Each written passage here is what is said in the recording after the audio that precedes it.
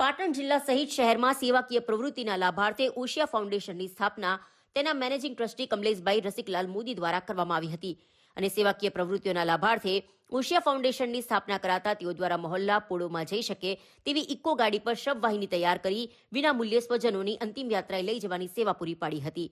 ત્યારે ઇકો શબવાહિનીમાં અત્યાર સુધી 101 સ્વજનોની અંતિમ યાત્રા પૂર્ણ કરાવતા તેઓની આ પ્રવૃત્તિઓને શહેરોજનોએ સરાહનીય લેખાવી હતી। ઓશિયા ફાઉન્ડેશન મૃતકોની અંતિમ યાત્રા સાથે છેવાડાના માનવી સુધી પોતાની સેવાની સુવાસ પ્રસરે તેવા પણ પ્રયાસો કરી રહી છે। તદુપરાંત શિક્ષણ આરોગ્યની સાથે વિવિધ સેવાકીય કેમ્પોમાં પણ ઉદાર હાથે પોતાનો લોકફાળો આપી લોકો સુધી પોતાની સેવાની સુવાસ પ્રસરાવવાના પ્રયાસો કરવામાં આવી રહ્યા છે। ત્યારે પાટણ જિલ્લા પત્રકાર એકતા પરિષદના અંબાજી પગપાળા મેડિકલ સેવાના દાતા ઓશિયા ફાઉન્ડેશનના ટ્રસ્ટીનું સન્માન કરવામાં આવ્યું હતું।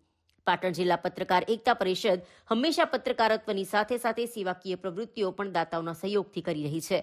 ત્યારે ભાદરવી પૂનમના મહામેળામાં જતા પદયાત્રીઓ માટે મેડિકલ સેવા કેમ્પનું વિવિધ દાતાઓના સહયોગથી આયોજન કર્યું હતું, જેમાં પાટણના ઓશિયા ફાઉન્ડેશન ટ્રસ્ટના મેનેજિંગ ટ્રસ્ટીએ ઉદાર હાથે ફાળો આપ્યો હતો। ત્યારે તેને બિરદાવવા માટે પાટણ જિલ્લા પત્રકાર એકતા પરિષદના હોદ્દેદારો દ્વારા તેમનું સન્માન કરાયું હતું। પાટણ જિલ્લા પત્રકાર એકતા પરિષદના હોદ્દેદારો દ્વારા પાટણ ખાતે રહેતા અને વિવિધ સેવાકીય પ્રવૃત્તિઓ કરતા અને ઓશિયા ફાઉન્ડેશનના ટ્રસ્ટના મેનેજિંગ ટ્રસ્ટી કમલેશભાઈ મોદીનું શાલ ઉઢાડી શિલ્ડ આપી સન્માન કરવામાં આવ્યું હતું। ત્યારે કમલેશભાઈ મોદીએ પાટણ જિલ્લા પત્રકાર એકતા પરિષદનો આભાર વ્યક્ત કર્યો હતો। અત્રે નોંધનીય છે કે પાટણની અંદર રહેતા ઓશિયા ફાઉન્ડેશન ટ્રસ્ટના મેનેજિંગ ટ્રસ્ટી કમલેશભાઈ મોદી દ્વારા તાજેતરમાં જ પાટણની અંદર પોતાના સ્વખર્ચે શબવાહિનીની ભેટ આપી છે, જે આજે પણ કેટલાય લોકોને અંતિમ યાત્રામાં મદદરૂપ સેવા બની રહી છે। તદુપરાંત વિવિધ સેવાકીય પ્રવૃત્તિઓ પણ હજુ સુધી કરી માનવતાનું ઉદાહરણ પૂરું પાડી રહ્યા છે।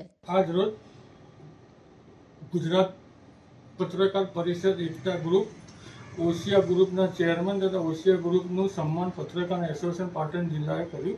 અમે ભાદરવા સુદ પત્રકાર પરિષદનો જે કેમ્પ થાય એમાં મેડિકલમાં સહયોગ રૂપે ઓશિયા ગ્રુપ થયો હતો, તે બદલ આજ રોજ અમારું સન્માન બદલ કર્યું, તે બદલ એમનો ખૂબ ખૂબ આભાર અને ધન્યવાદ કરીએ છીએ।